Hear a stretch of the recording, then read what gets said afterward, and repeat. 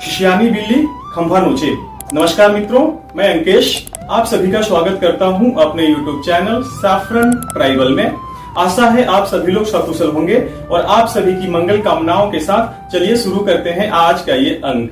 खिसियानी बिल्ली खंभा नोचे, ये जो कहावत है आजकल कुछ बिल्कुल कांग्रेस पार्टी पे और खास करके राहुल गांधी पे बिल्कुल सटीक बैठती है। जब से कांग्रेस पार्टी सत्ता से बाहर हुई है और राहुल गांधी की माताजी सत्ता से बाहर हुई हैं, तब से कांग्रेस पार्टी का ऐसा हाल हो गया जैसे जलबिन मछली।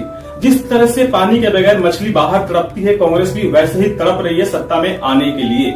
और सत्ता में आने के लिए उन्होंने कितने सारे पैंतरे भी अपना लिए, पर कहीं पे भी कामयाब होते दिख नहीं रहे हैं। कांग्रेस ने जहां चौकीदार चोर है, राफेल में करप्शन की जो आरोप लगाए थे, उसके बाद से इन्होंने जो अदानी अंबानी का जो मुद्दा था वो लेके आए, उसके बाद से ये जो वोट चोरी का अब आरोप लगा रहे हैं। ऐसे कितने ना जाने अनगिनत जो आरोप हैं उन्होंने भाजपा पे और बीजेपी और खास करके नरेंद्र मोदी पे लगाए, पर कहीं से भी कांग्रेस पार्टी है इसमें सफल होते हुए नहीं दिख रही है।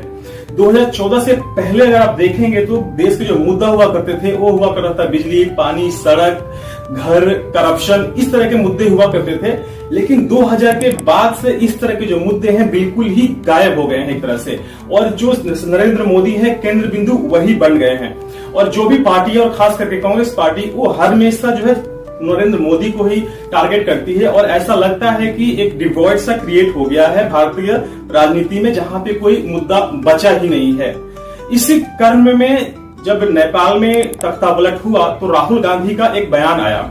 तख्ता पलट होने के कुछ दिनों के बाद राहुल गांधी का बयान आया और उन्होंने कहा कि जो भारत की जो जेन जी है वो भारत में संविधान की रक्षा करेगी।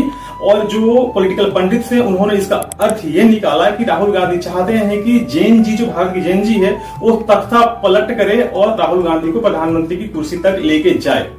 पर भारत में ऐसा कुछ हुआ नहीं, ना ही होगा। और जो भारत की जो जेन जी है वो बार बार राहुल गांधी को अपना संदेश दे रही है। तो कुछ ही दिन पहले आप लोग जो ये पंजाब यूनिवर्सिटी है वहां पे इलेक्शंस हुए थे।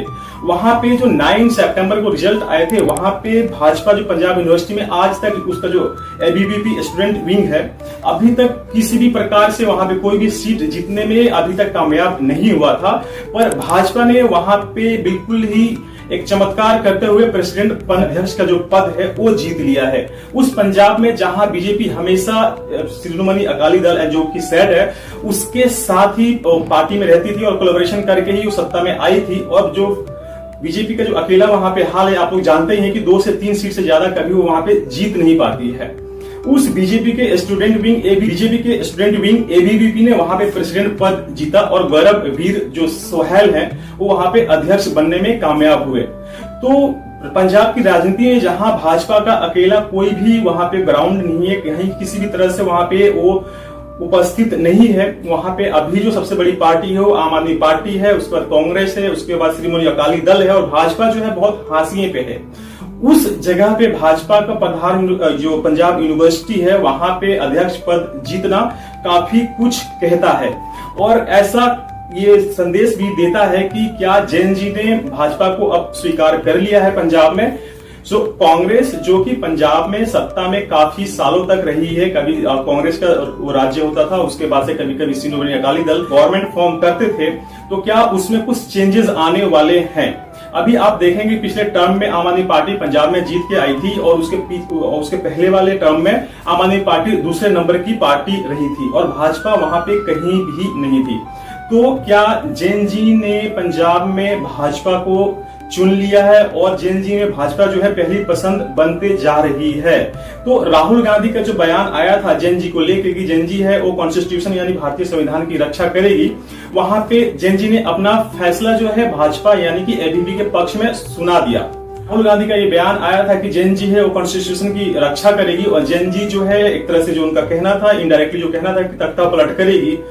वही जैन जी ने दिल्ली यूनिवर्सिटी स्टूडेंट यूनियन की जो इलेक्शंस हुए वहां में 4 में से 3 जो सीट थी वो एबीवीपी जो कि भाजपा का स्टूडेंट विंग है वो जीत के आता है और जो कांग्रेस का जो एनएसयूआई है सिर्फ एक ही जो सीट है वो जीत पाता है। तो ये भी एक तरह से दर्शाता है कि जो जेन जी है, भारत का जेन जी है, वो किसको सपोर्ट कर रहा है और किसके पक्ष में है। तो राहुल गांधी को यहाँ से भी सबक लेना चाहिए कि जो जेन जी है, इस जो राहुल गांधी के जो मंसूबे उन्होंने पाल रखे हैं उस पे भी पानी फेर दिया। और दिल्ली यूनिवर्सिटी के जो इलेक्शन हुए थे उसमें प्रेसिडेंट का जो पद था वो मिलियन को और वाइस प्रेसिडेंट मिला राहुल को, और जो सेक्रेटरी है वो कुणाल चौधरी को मिला और ज्वाइंट सेक्रेटरी है वो दीपिका झा को मिला। तो इसमें आप देख सकते हैं कि एनएसयूआई को सिर्फ एक ही पद मिला है, वो है वाइस प्रेसिडेंट की, जो कि राहुल जाहवाल ने जीता।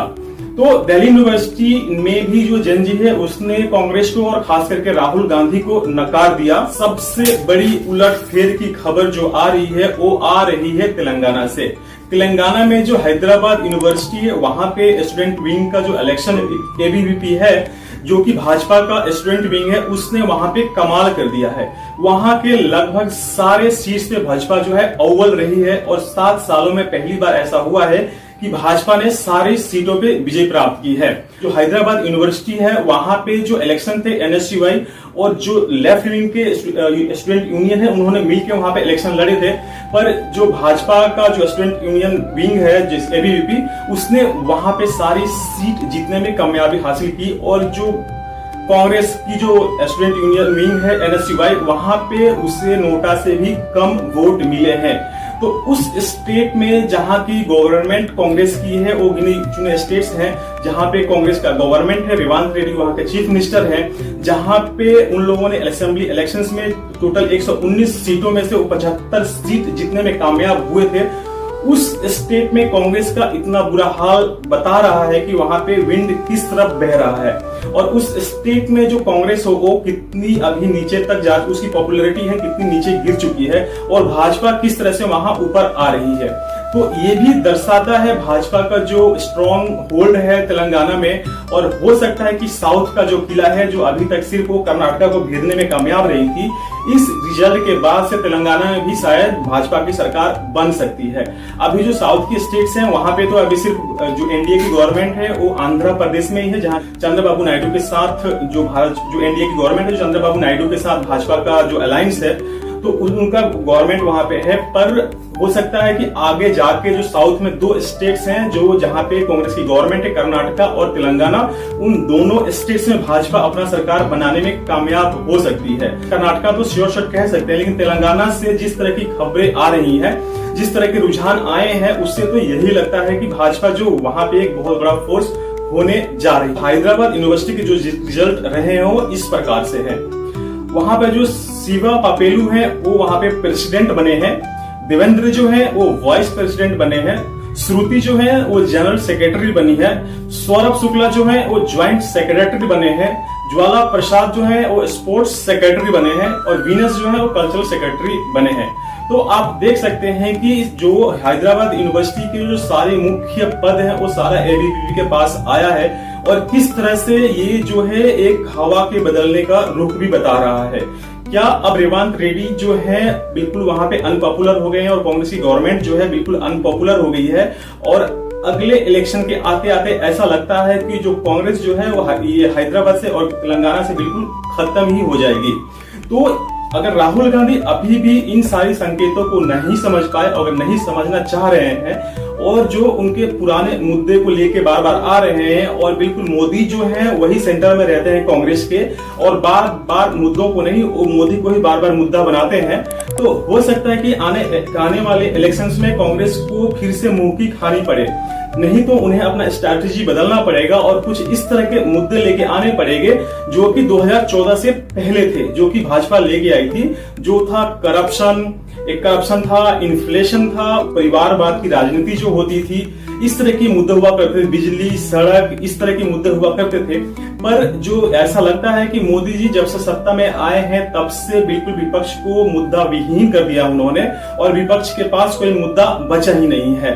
तो विपक्ष खास करके कांग्रेस जो भी मुद्दा पब्लिक के सामने लेके आता है उसे पब्लिक नकार देती है, और जेन जी जिस पे राहुल गांधी को लगता था, बिल्कुल भरोसा था कि जेन जी उन्हें सत्ता में लाकर बिठाएगी, उस जेन जी ने भी किस तरह से राहुल गांधी को नकार दिया है, ये भी राहुल गांधी को सोचना चाहिए और कोई अपनी स्ट्रेटेजी बदल के कुछ और मुद्दों को लेके आना चाहिए जो कि जनता, जो भारत की जनता है उससे रिलेट कर पाए।